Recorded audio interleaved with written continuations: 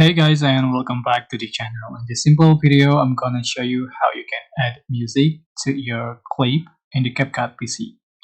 Okay, for example, I already have one clip here and I'm going to add the music. So how to? First, you can select your own music and just import to the CapCut. So select media and select local and import the MP3 format that you have. So just click and click open. As you can see, this has been imported, and just add to the track to add the music. Okay, so another way, so you can select audio and you can add the music from a CapCut available here, and you can also add the sound effects. You can also add music from extracted the video.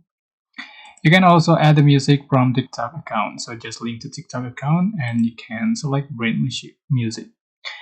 Okay, that's how you can add the music on the CapCut PC apps.